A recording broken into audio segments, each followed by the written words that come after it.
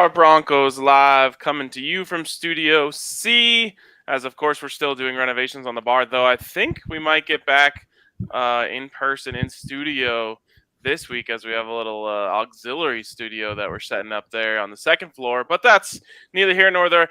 The C today stands for controversial, as in I think I'm going to have some controversial takes for the people today. So get ready for that.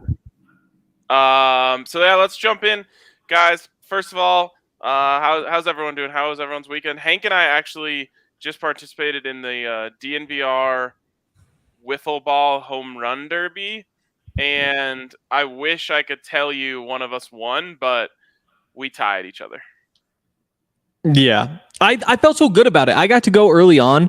Rudo was the only one in front of me. He hit one home run, wasn't a threat. But then I put 8 out there, and there were some bombs. I still finished with the longest one.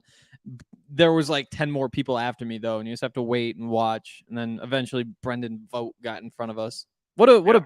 That's what's most disappointing. So were we T2 eventually? Yeah, with Riley, too. Oh, Riley got an 8-piece. All right. Pop. I think all of his that went out might have hit grass. Jeez. If not, it was close. Unfortunately, Zach wasn't there, so he wasn't able to make it a 3-way tie. A 3-way tie was did we all get last?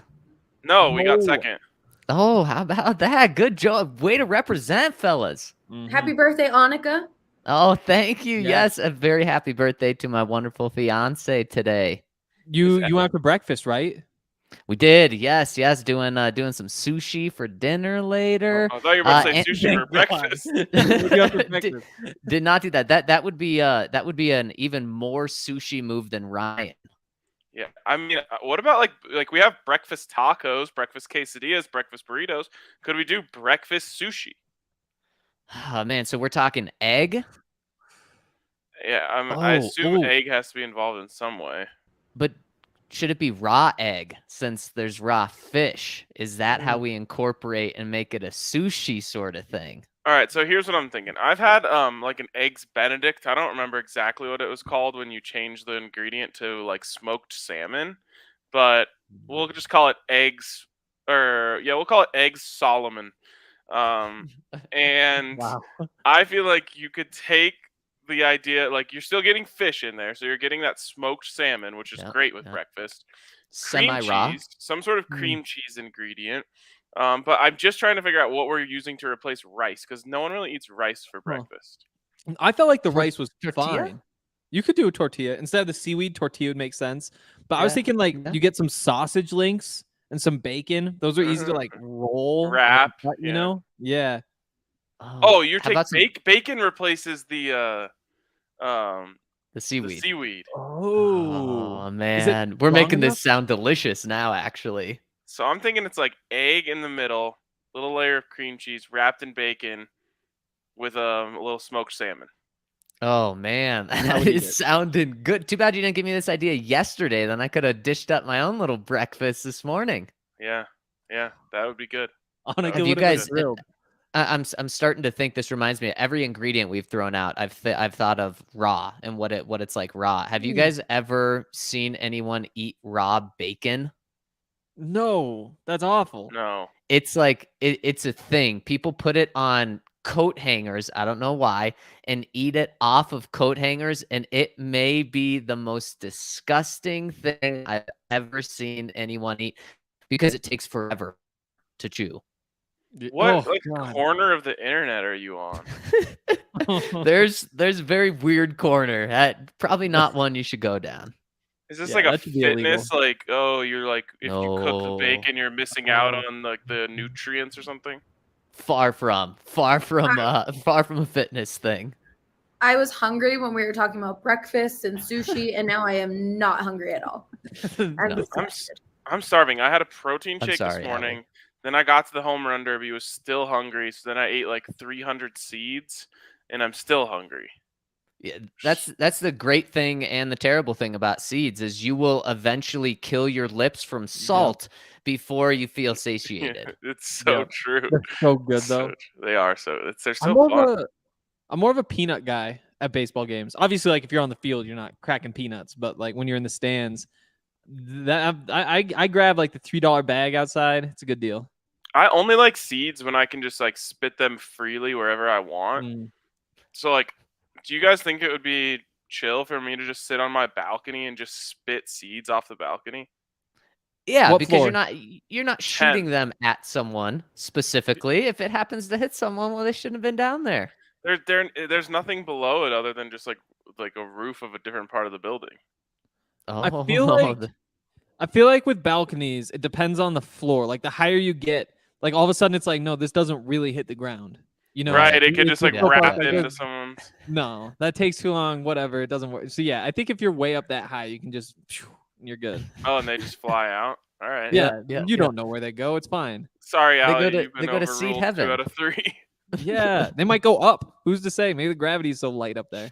That's true, especially if it's gusty. Like they're just going out into the Mm. road or whatever. Yeah, it's fine. exactly. All right, cool. I'm in.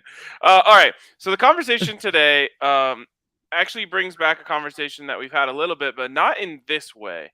And I think this way is a really interesting question to pose, which is this: we're talking about position battles all week this week, leading into Broncos training camp, which starts next week, which is just crazy. Oh, buddy. And the question is this a position battle? All the other ones that we're going to talk about are pretty obviously position battles. So we start with the most fringe position battle, or at least that's what some people want to think. So is running back 1 up for grabs when the Denver Broncos enter training camp, Zach? No. And I think the way you put that, Ryan, was why I'm able to say no so easily. Entering training camp, this is Javonte Williams' job. And look, guys, typically an OTA guy that doesn't show up for OTAs, not that big of a deal. When you have a stud in Javonte Williams, when you have a new coaching staff, when you have a new playbook, then yes, OTAs do matter. And Javonte Williams was there. Melvin Gordon was not there. Right now, this is Javonte Williams' job to lose. Now, that could change throughout training camp. It could change through the first 6 weeks of the season, which we'll get into. But entering training camp, this is Javonte Williams' job. Wait, but let me. Why do you say? I'm not saying entering training camp. I'm saying in training camp, is the job up for grabs? See, now that's a little different. That's a little different. And yes, it slightly is up for grabs because look, guys, Melvin Gordon, he has a track record of this exact thing going into training camp against other great running backs. Austin Eckler, not only when Austin Eckler was a rookie, but after Austin Eckler showed that he was a very good, capable NFL running back. And then you had it with Phillip Lindsay. And you had it with Javonte Williams last year. 3 really good backs that Melvin Gordon's gone against. And you know what Melvin Gordon's done every single time he's come out on top? He has been the starter. Sure, he shared a workload, but he has been a starter. I do think that changes this year with Javonte being the starter, but I can't ignore that. So I guess entering training camp, Javonte is the starter and should hold on to it. But it'd just be naive to say that Melvin couldn't come in and swoop it again, just like he's done. I think that in camp, it's so hard for running backs to really separate. You know, I because there's just so many things that you can blame things on, especially because most of the time you're not going to the ground and all of that. I think that it would take something pretty horrible happening, like Javonte just hitting the wrong hole every time or something like that for them to pull it. I'm kind of with Zach here thinking maybe it's up for grabs, but it does feel like it's probably Javonte's job at this point. Which is weird because, again, like you look at the numbers, same number of carries, Melvin did more with them last year. Yeah, I am glad you guys said that because I was going to like take this to great extremes to get you guys to eventually admit that it is up for grabs. I was going to be like, okay, well, what if Javonte has a terrible training camp and Melvin has a great one? Like at a certain point, let me just say this, like you could probably make this case for any position, but like QB1 is not up for grabs. There's literally nothing that Russell Wilson could do in training camp that would make him lose the job to, Josh Johnson. So that one is like completely cemented. Now you could go through almost any other position and do this. What I was gonna do, which is like, well, what if this person plays bad and that person plays great? But I would say this one more than any one is the closest to being like Javonte Williams has to have a good camp to keep his starting position. I think he's coming in as the favorite and maybe even the minus 250 favorite. But minus 250 favorites can lose, and we all agree that we hope that doesn't happen. But I will say, like, he has to hold serve. He has to go in there and perform well, and it'll be his. He doesn't even have to outperform Melvin Gordon per se in training camp, even though he could and might. He just has to go be really solid, and he'll get it. You just don't mess up. If you're not like fumbling, I'll touch wood, or missing the hole, or missing lots of pass protection, and not knowing the plays. That type of stuff is how you could lose it. But it is up. It can be stolen from him. He can't go in just thinking this is my job, or else he might lose it. I like minus 250, and especially for one that this is viewed as maybe like 50-50. No, it's not 50-50. Javonte really is a starter, and that's what I wanted to get across here. But you're right, Melvin could take it. But if Melvin is the week 1 starter, guys, that's really bad news. And I'm touching what either means that something happened to Javonte, or it means that Javonte is taking a step back. Because what do we know about Melvin Gordon? We know everything about Melvin Gordon. He's going to get you 4 to 5 yards every single carry. He's going to be really good in the red zone. He's going to be a good third down back. And you got to expect 2 to 4 fumbles a season from him. The coaches know exactly what they're getting from Melvin Gordon. We expect and hope that Javonte Williams is going to eventually be better than Melvin Gordon. And running backs, they don't take 5 years to mature and become the guy they are. No. You should really know who you are in that second year. And so if Javonte's not able to overtake Melvin Gordon, and especially because he's coming in as a front runner, like we said, if he's not able to hold on to that, then I'm not sure we're talking about Javonte being a special running back like I think we can be. And that's why I do think he ends up being the starter, is because I think he shows enough in training camp in the preseason that the coaches say, boy, this guy's got special written all over him. And Melvin, we know exactly what he is, and we love it. But we got to give this, we got to let Javonte fly a little bit here. Okay, so let me ask you this. Is it deserved? Does he deserve to be the minus 250 favorite? Like, if this was actually on DraftKings, are you betting on Javonte, or are you betting on Melvin? Well, I'm probably not betting minus 250 on that. You may have to sprinkle some juice on Melvin because of that juice. And it is a really good question. Is it deserved? And Javonte was George Payton's second pick in his tenure. So there's other things that take play. And part in this also, Javonte's the future here.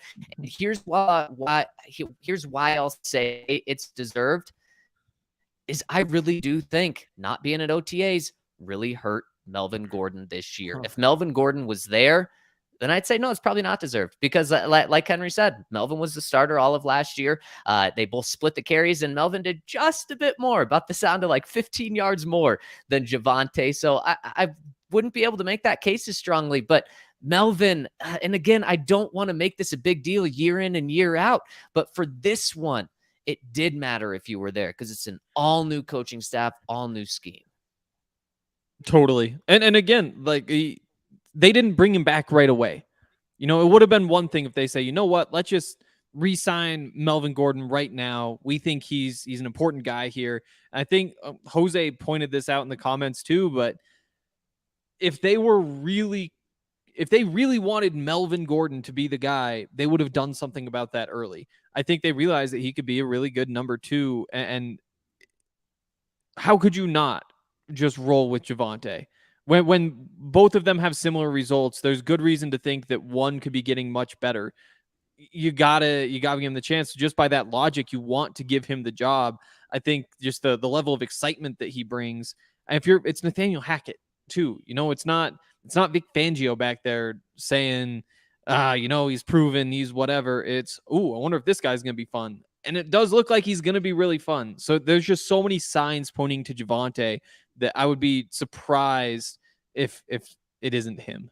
But Ryan, I feel like you're taking that plus 170 juice on Melvin the way you're acting right now. well, I definitely am, and Henry just made my point for me.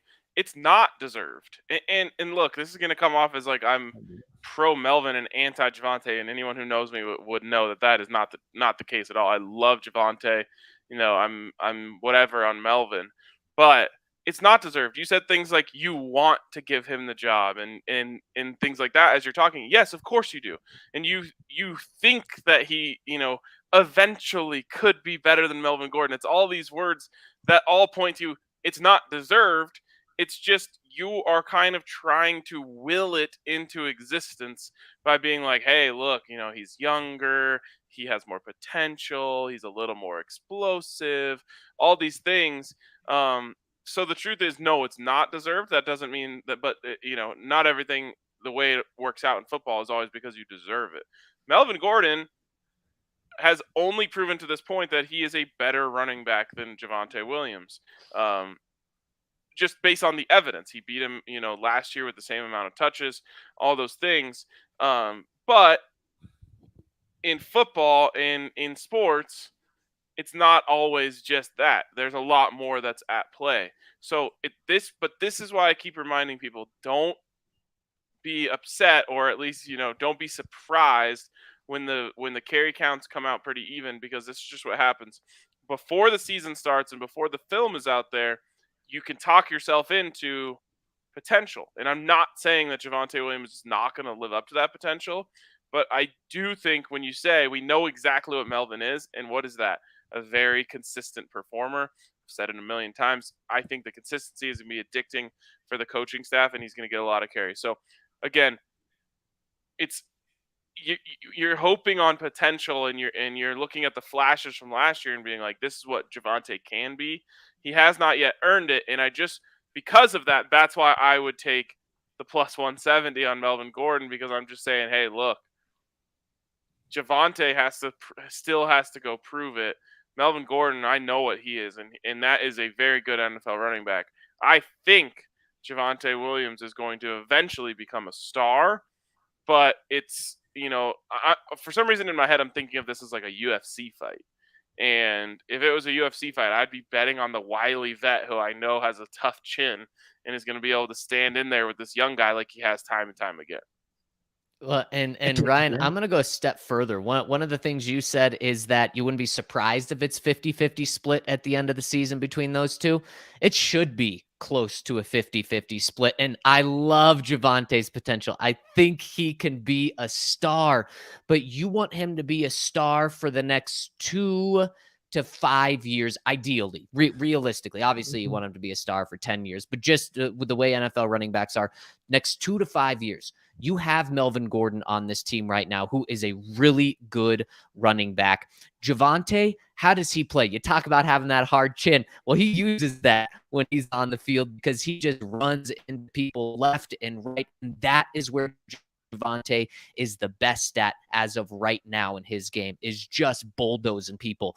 Unless you're Derrick Henry, you can't sustain that run after run after run, racking up 20 to 25 yards per game. You just can't do that, especially just in second year in the NFL when he's still learning how to avoid some contact, when to take on other contact. And if you're getting 4 or 5 yards every single time from Melvin Gordon, he should be on the field a lot in the right circumstances so that Javonte can play this way. And then so instead of last year where Javonte is going for 15, 1, 1, 1, Javonte can learn. Let's do 15, then 3, 4, 5, and develop his game. And I think this year is when Javonte takes a step, not just from being this guy that's always on NFL Network for monster runs, or what's it called? I can't think of it. Angry runs. There you go. Yeah. For angry runs.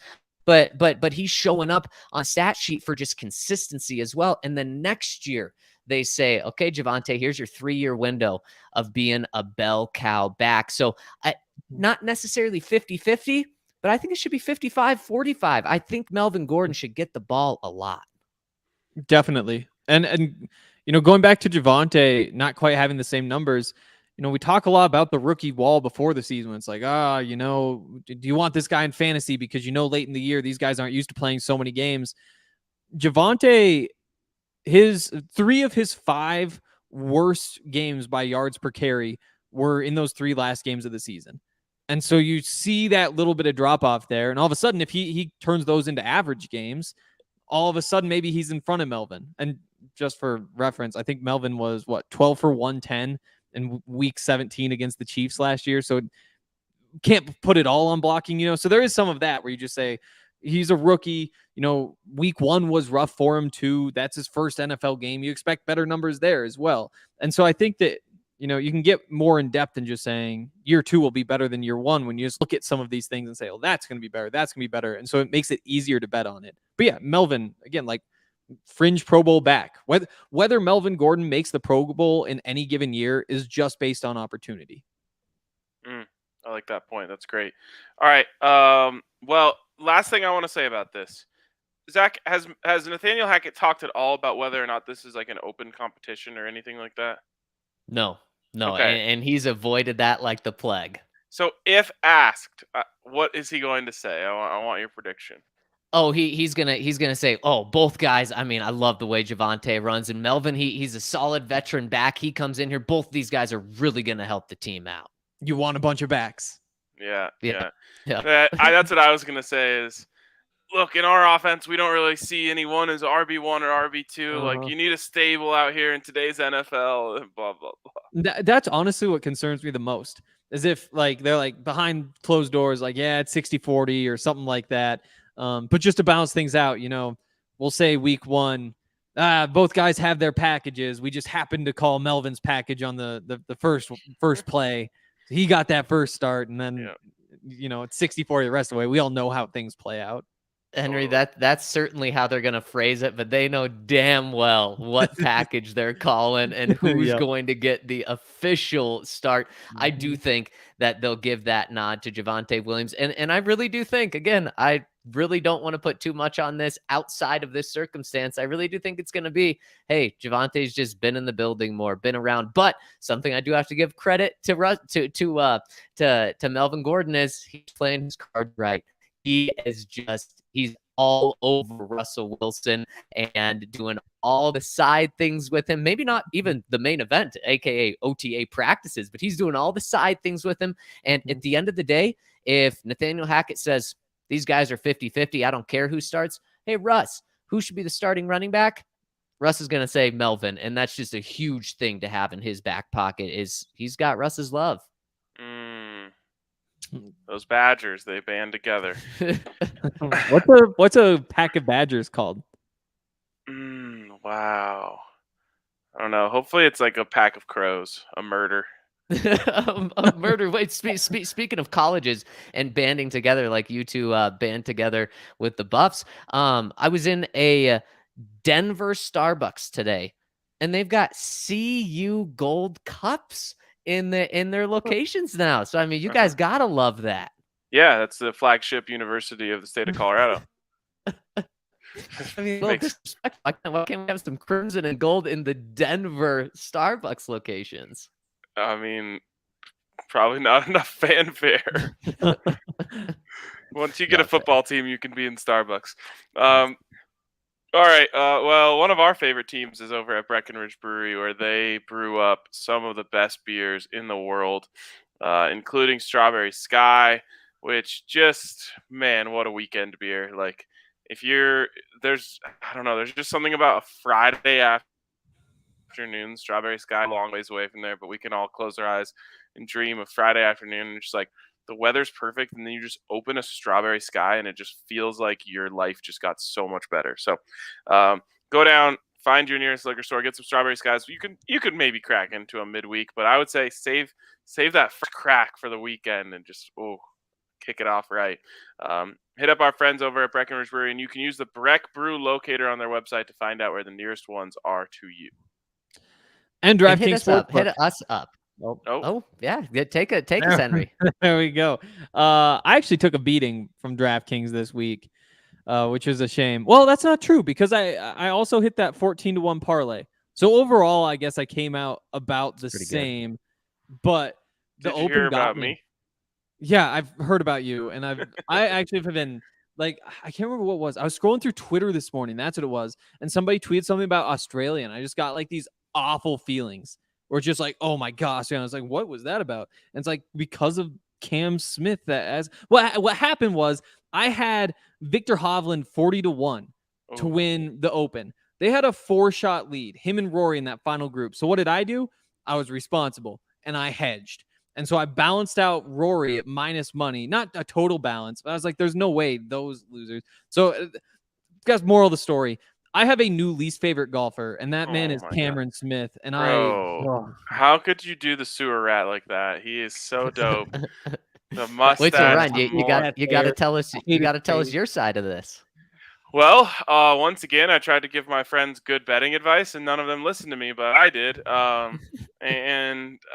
said last week, I said, hey, look, this was on the betting show. I said, hey, look, I'm giving out Xander Schauffele to finish top 10. He's playing really good golf.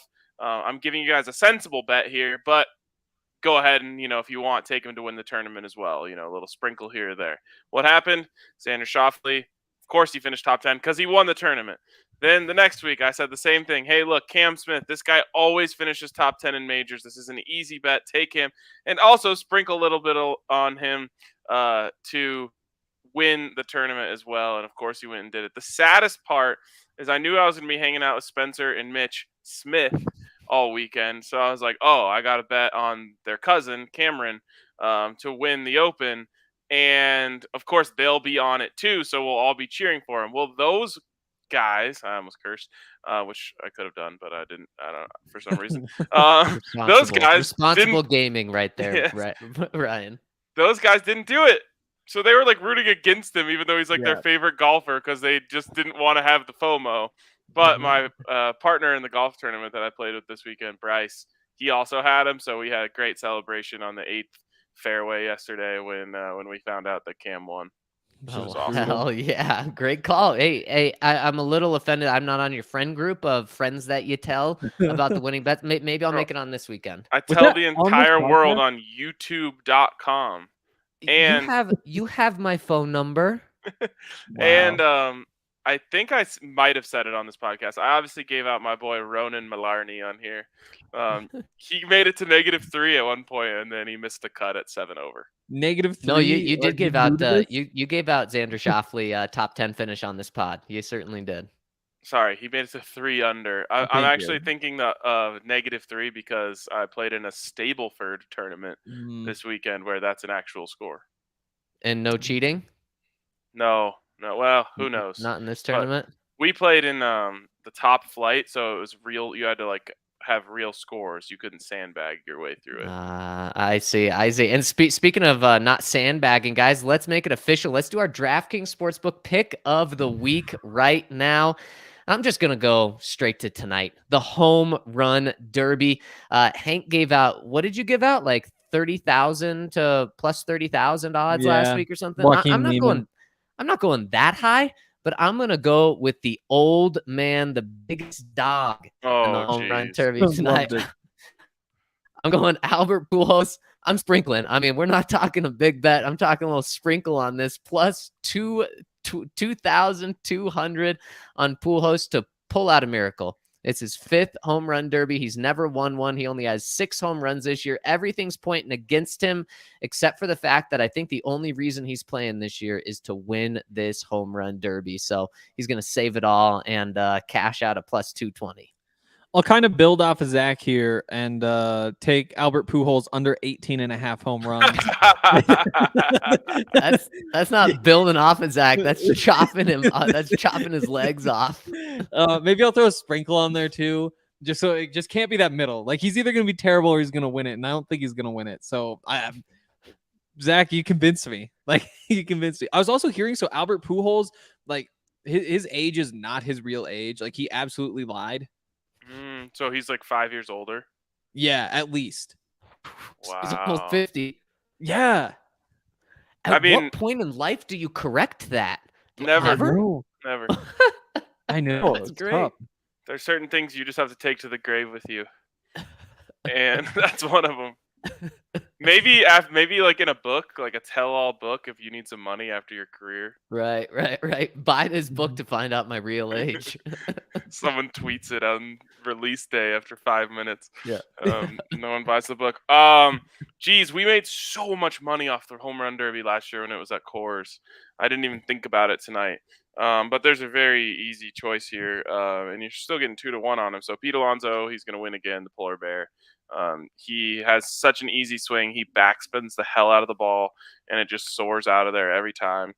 I'll never stop talking about, like, it was kind of one of those things I almost felt like I was falling for a trap last year. I was like, oh, Coors Field home run derby.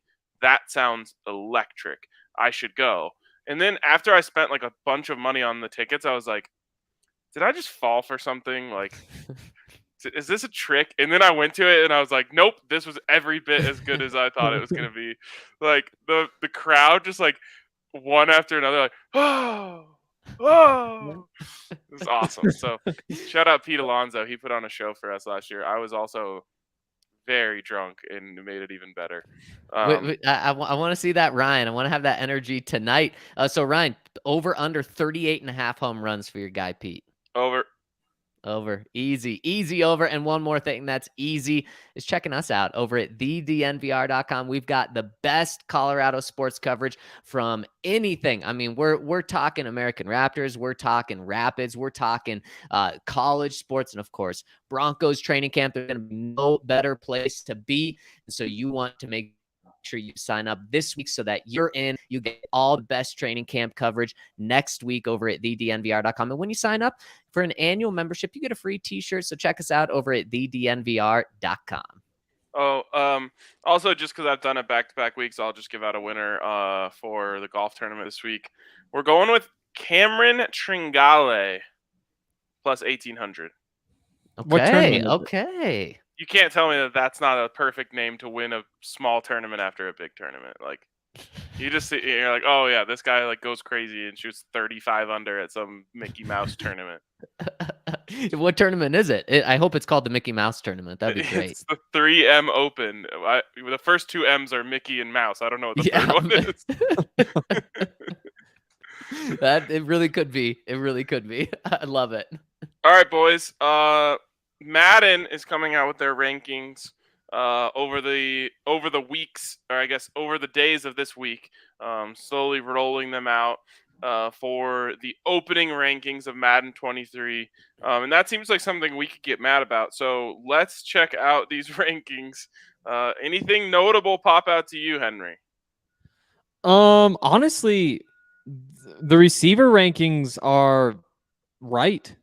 Oh. Like I was kind of surprised. Like I was like, oh, the NFL? Are you talking Broncos or NFL? NFL. Oh, we don't have Broncos yet, right? Oh, Henry, no. I'm talking. Are you talking about the Broncos receivers ratings are right, or like the NFL receivers ratings are right? They have the NFL top 10 out. Oh wow, they actually do have more than 10, don't they? Yeah, they've got everything. They released so what they're doing is each day this week they're releasing one or two position groups and they're releasing everyone. So yeah, Broncos are all out here. So I got like the notification on my phone where it's like, oh, the top 10 is out for the wide receivers, and ESPN did a whole big top 10 thing. I was like, oh, okay, that's cool. But why wouldn't they advertise? Nobody cares about the top 10. They want to hear about the Broncos. Well, they just want to. Everyone wants to hear what their team's players are at. Okay, wait. Let's Zac just start Stevens, here. the NVR, if you want the Broncos, there you go.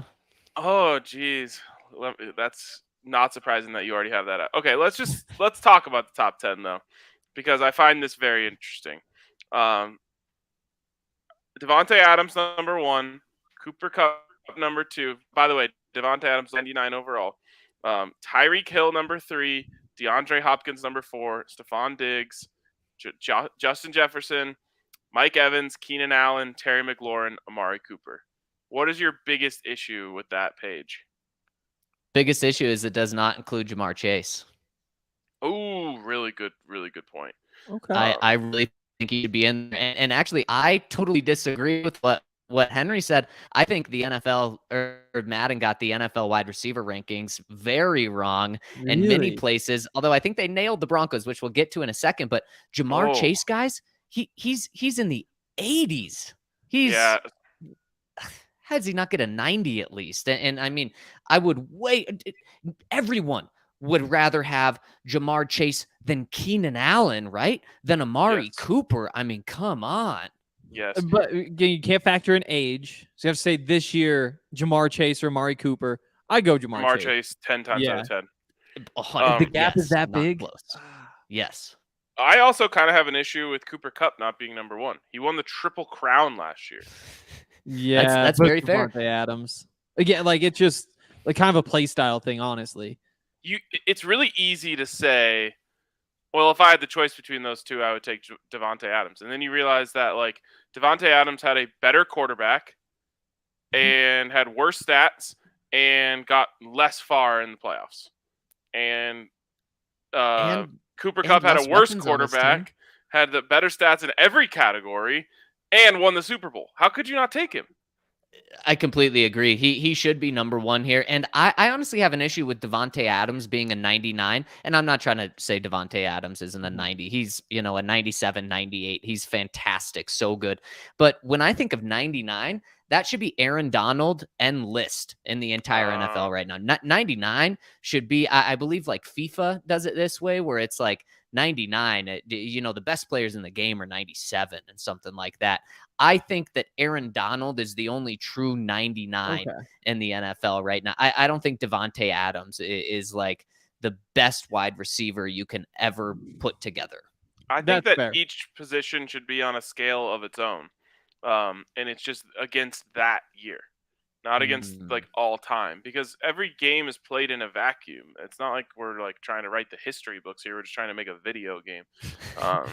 So I'm saying like every year, the best player at their position should be a 99, as long as it's not like everyone is saying like, okay, well, this position doesn't have any like true stars. Like you might be able to make the case. We talked about safeties the other day that no safety should be a 99. Right. But like the best wide receiver, which is Cooper Kupp, should be a 99. And also I find it really interesting. Like we know that speed is such a big part of Madden.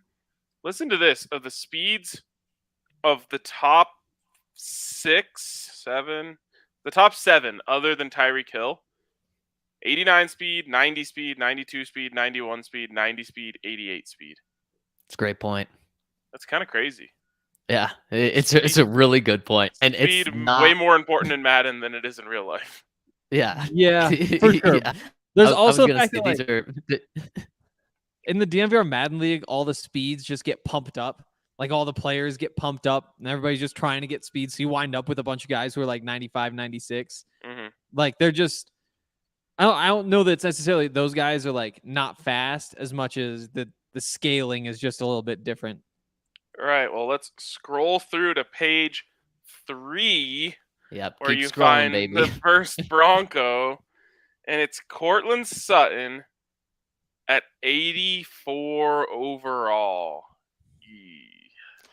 Yikes. And when you compare some of the guys he's around, it's really easy to make a case and say, what? Courtland Sutton's being so disrespected. He should be much higher. And I think just my stance on this and why I think Madden actually got the Broncos right is because it's easy to put these guys here in the low 80s, because I think Madden is hedging on all of the Broncos receivers here, because they could have put KJ Hamler a lot lower than they actually did, and we'll get to him in a second. I think they could have put Jerry Jeudy a decent amount lower as well, but I think they're hedging a little bit here. And Courtland is the one that really could have been an 87, and I think it is being a little disrespected here. But I really think he's the only one that's truly being disrespected. Man, I look around here and I'm like, there are certain guys at certain ratings where I'm like, Courtland Sutton's not better than them. But then there's a guy right next to that guy that I'm like, Courtland Sutton is better than that guy. So why is he not? Like, Adam Thielen is an 88 and Courtland Sutton's an 84? And it's because Thielen's just a stat monster. And Courtland, I think, will turn into that this year. And and like slot receiver does a lot of those slot things, so that helps. Like it's good in your role too. That's why like Hunter Renfrow is right in front of Courtland Sutton, and I probably have Sutton right in front of Renfrow, but those two should be right next to each other. But in terms of just pure value, you would take Sutton because what he does is tougher to find than just a slot receiver. Yeah, it'd be interesting to like just talk to these Madden guys in terms of how hard and how much work goes into making these rankings. Like, do they really just like evaluate each little category and just see Mhm. what it turns out to be at the end? Like, or are they saying like, okay, well, we know that like Cortland Sutton's a little better than this guy, so we got to make sure we pump up a few of his stats, like awareness, to like bump up his overall, so he's a better guy. I don't know how they evaluate it. I would guess Um, it's just category by category. like Deontay Johnson better than Cortland Sutton? I mean, I wouldn't say so. And I think Jose makes a really good point here. He says Sutton's game of one catch for 14 yards say that he is an 84. And it's not fair to just hold stats against a wide receiver. But obviously, because there's so many other things, obviously the Broncos had a really bad scheme last year. The Broncos had really bad quarterback play. But what is interesting is Cortland Sutton started the season off on fire. Of course, you remember that second game of the career, or second game of the season, where he had 159 yards. In the first 8 games of the season, guys, he had 579 receiving yards. That was a pace of 1,200 yards for the season. He completely fell off a cliff after that. Guys, in the final 9 games of the season, he had 197 receiving yards. 197, and he played in all 9 games. That's an average over a 17-game season of 372 yards. And this was something that we talked about last year, was Cortland Sutton was just so hit or miss game in and game out. And so I think Jose brings up a really good point. Just the inconsistency is why Cortland Sutton, you can make a case why Cortland Sutton's fair rating. definitely. If we want to compare to Deontay Johnson, I mean, Deontay Johnson was 7th in the NFL in catches last year, 10th in receiving yards. I mean, that season would have been Cortland Sutton's best season. And Cortland Sutton's best season was, there have been 2 years since then. Yeah, and so like it's easy to put him in front. Yeah, and it all just comes out of situation for me. And I think by the end of the year, you'll see Cortland Sutton in the low 90s after all the revisions. Conversely, I think they're giving Jerry Jeudy a little bit of the benefit of the doubt by making him an 82 overall. Yep. I agree. And I think this is a little hedge because, Ryan, I think what they don't want to do is have Jerry Jeudy be in the 70s. And then by the season's end, he's actually in the 90s and he's like jumped from a C grade to an A. And then they kind of look stupid at the end. I think Jerry Jeudy could have easily been a 79. And I think it would have been probably a fair rating. But everyone knows how talented Jerry Jeudy is and just what steps and leaps he could take this year with a competent quarterback and being put in the right situation. So I think that 82 is a very good hedge for him. And I think like you look at the players around him and it makes sense. You know, the other 82s, Sterling Shepard, Robbie Anderson, Marvin Jones, Devontae Parker, Allen Robinson, feels like about the right group. And you could also see, again, him clearing all those guys this year, but I think that that's about right. Yeah, he hasn't proven anything. I think Zach's right that they're like, I mean, he has all, like, he is fast and he is quick and he does have great routes. And like, they're like, where are we going to knock him down to make his ratings poor? Plus, I think they're saying, yeah, he's going to boost up. Tim Patrick's at an 80. I think that's like a perfect number for him, although maybe he's getting a little bit underappreciated. I think he's going to go up as well, just like everyone else will once he plays with Russell Wilson. But for right now, I think it's fair. Totally. Again, right there with Juju. Completely agree. Right there with Jamison Crowder, Jacoby Myers, Gabriel Davis, AJ Green at this point. Yeah, that's right. And then, Zach, do you want to take us through the other ones so I don't have to scroll forever? We've got KJ Hamler coming in at a 75, and I got to say, this shocks me. I thought KJ Hamler was going to be a 69 and you know, where his speed's off the charts and everything else is just like a big question mark, because that's honestly what KJ Hamler is he's extremely fast and a major question mark on if he's going to be available and what his other skills are, honestly, right now. And we know his rookie season, I think he had the second most drops, only behind Jerry Jeudy, but then he also showed flashes of being a really good route runner as well. So I'm really surprised that KJ Hamler got a 75. I think that they got that one right too. Again, like Dante Pettis is a 74. You easily take KJ over Dante Pettis. Other 75s like Zay Jones, Tavon Austin, Yeah, I feel like that's What's- about right. If anything, what's- I think you could bump him up. What's his speed? 94, I'm guessing. Yeah. Nice.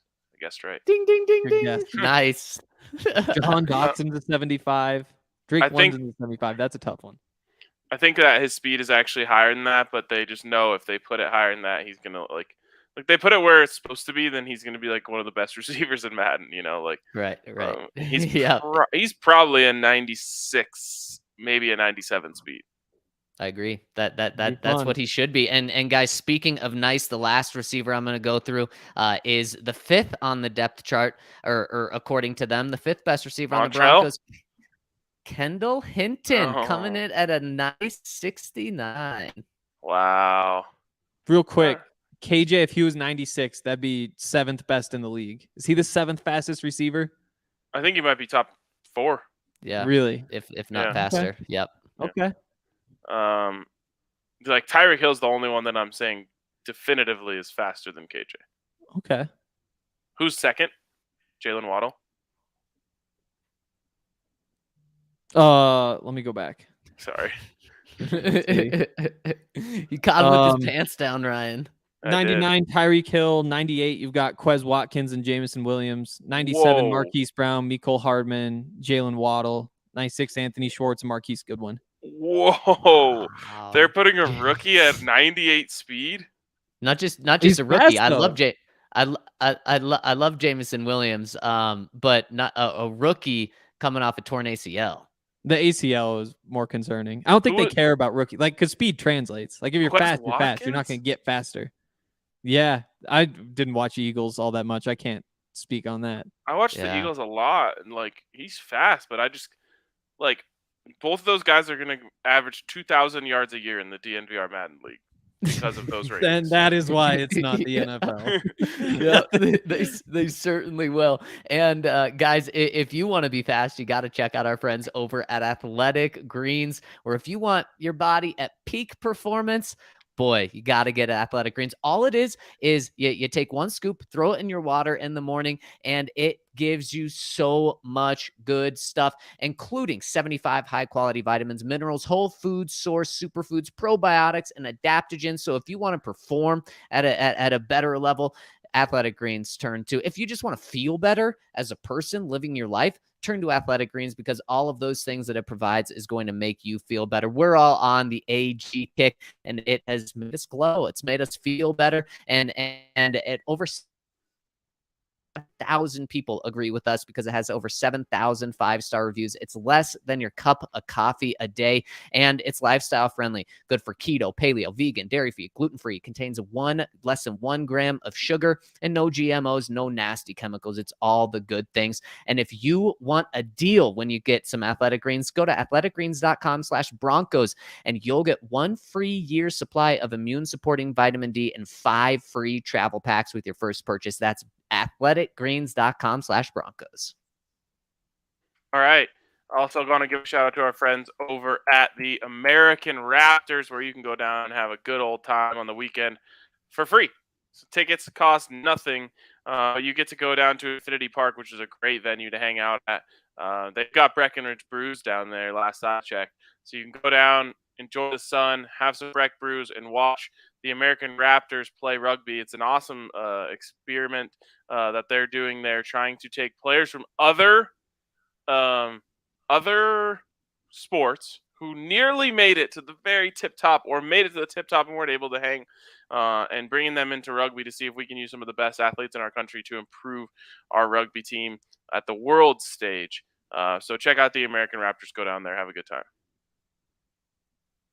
All right, guys, shall we hop into the comment section right now and talk to the people? And our first one is coming in from our guy, LDJ. He says, I love you guys, but dude, seriously, what the hell is up with the advocacy for Deebo Samuel? Did you guys seriously say give up KJ and Jerry Jeudy for Deebo? Ryan, peace out. He says, okay, Hank, LDJ's coming after us. He said, here's the reason why I feel teams were cautious about Deebo and AJ Brown, even though they're awesome receivers. They are never healthy. Ever. Like, what's happening here? We have Jerry freaking Judy. Unless I can get Justin Jefferson or Jamar Chase, I'm not giving up Jerry Judy that I could have for the next 7 to 8 years. Like, I understand we got Russ and we're in a win now mode, but what kind of wide receivers did Peyton inherit? Peyton isn't Russ, but dude, I'm so confused. I'll leave you with all this. I believe in Jerry, Cortland, and KJ and Tim Patrick more than I believe in Russell Wilson. Let me read that again, Henry. He believes in Jerry, Cortland, KJ, and Tim more than he believes in Russell Wilson. They are that good, in my opinion. And unless I'm getting a healthy Bucs wide receiver core or Bengals wide receiver core, I wouldn't give up this wide receiver core for anything, especially Debo, who can't stay healthy. Like, I'm so hurt when I hear about replacing stuff on this wide receiver core. It makes no sense to me. Love you guys. Sorry for being long-winded, but come on, Jerry freaking Judy. What the heck? Henry, defend us or don't. I mean, he's buying the hype. He's buying the hype. And all those guys combined have had 1,000-yard season. Like, it is what it is, and there's potential for them to be really good. Like, we all see it. Like, could Jerry Judy be a top 10 receiver in the NFL? Absolutely. What Ryan say? He thinks Courtland Sutton's going to be in the low 90s. That make him a top 10 receiver in the NFL this season. KJ, I think KJ has a chance to be as good as any of them. Tim Patrick is you see the path, and it's easy to say, yeah, they just haven't had the quarterback. But I mean, based on what we've seen so far, there's better receiver cores. I mean, even the Raiders. And you get Devontae Adams and Hunter Renfrow. Like, there's an argument there. Keenan Allen and Mike Williams, there's not as much depth. You could make the argument there. I would still take the Broncos, but they got to prove it at some point, and this year we'll find out. I would too, but Henry, to your point, Madden, not that Madden's everything, but it's just a national outlet. They would take the Chargers. They have both Mike Williams and Keenan Allen rated higher than any of the Broncos receivers. They would also put the Raiders above the Broncos as well. And LDJ brings up a point about Debo not being healthy. He's played in more games than Courtland Sutton the past 3 years. Yeah. So he's healthier than that. He played in 16 of the 17 games last year. And Henry, sometimes it's not fair to compare stats of wide receivers because one is playing with Case Keenum, Drew Lock, Teddy Bridgewater, and the other's playing with Aaron frickin' Rodgers. Well, of course, Devontae Adams' stats should blow them out of the water. But my question to you is, how good is Joe Flacco, Case Keenum, Drew Lock, Teddy Bridgewater, that group of quarterbacks? They're not very good, right? They're not good. No, they're not good at all. They're not very good. Now, how good is Jimmy Garoppolo? Better. Probably not a lot better, but better. Yeah, I completely agree with you. He's obviously better than those guys, but he's not Aaron Rodgers. He's not top 5. No, I think he's more on the level where you can compare stats a little better. Obviously, they have Kyle Shanahan going for them, and Debo was used right. But as a receiver, this is what Debo Samuel did last year. 77 catches, 1,402 yards, an NFL high 18.2 yards per reception. That is Debo doing it on his shoulders, not being led by a great quarterback. So LDJ out. Oh, you broke up.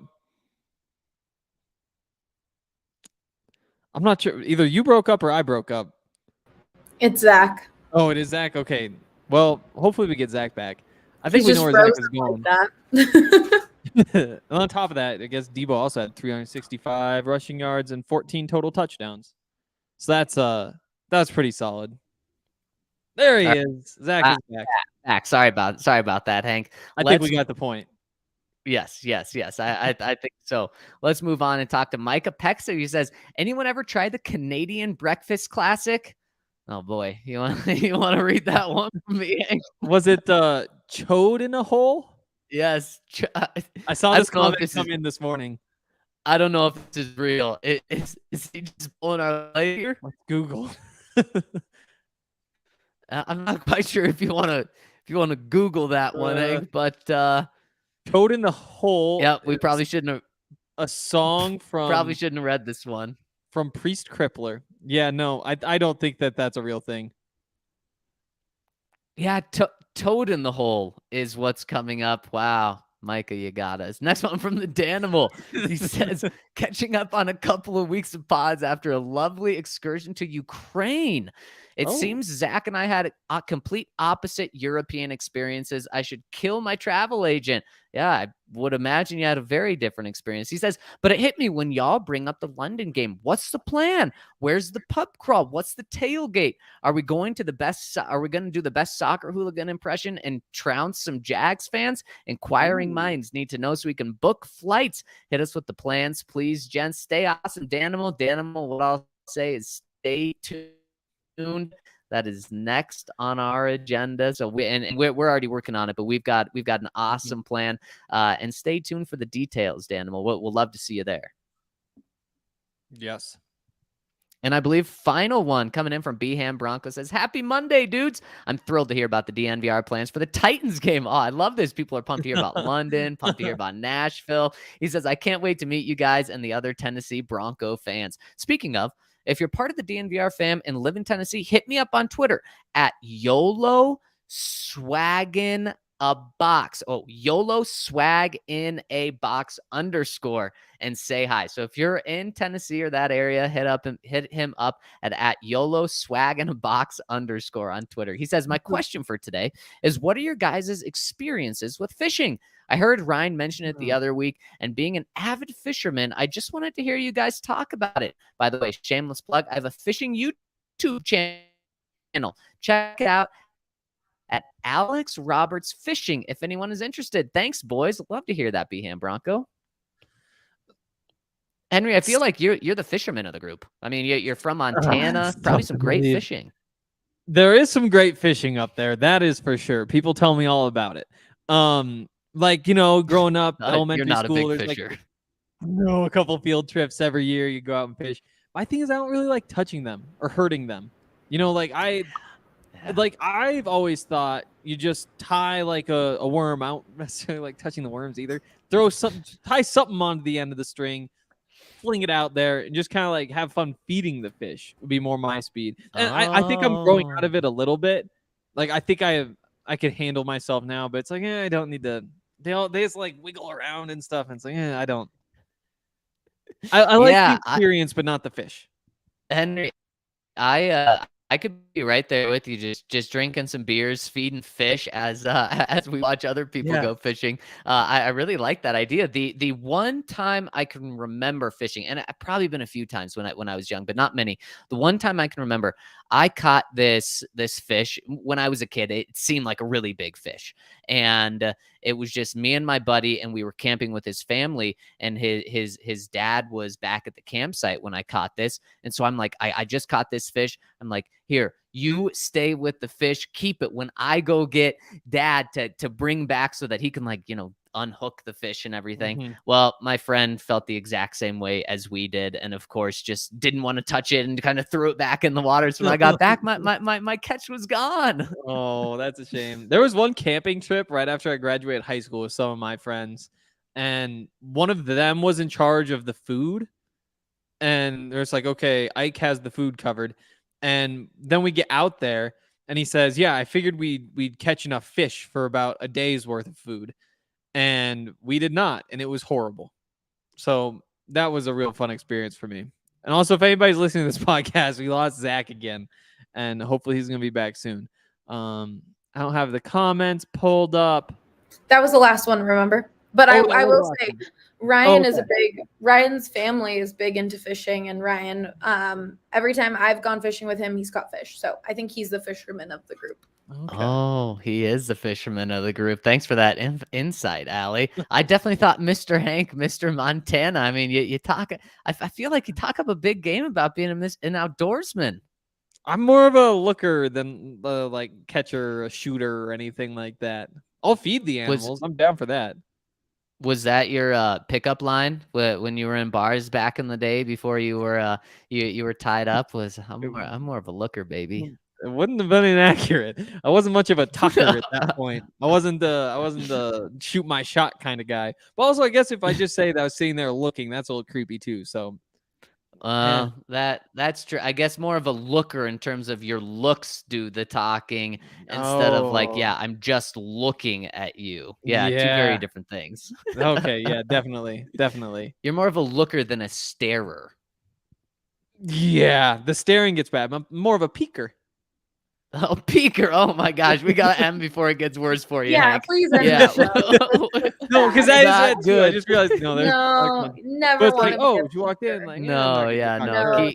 Keep your windows closed, keep your shades closed when Henry's around. So we have no peekers. that. But Henry, I would I've really never. enjoyed this. Awesome to have the three of us on. Allie, thank you so much for producing. And we're gonna be back tomorrow and the rest of this week leading up to training camp, breaking down all of the position battles. It's been a blast today. Henry, thank you. Allie, thank you. We will talk to you tomorrow on the DNVR Broncos podcast.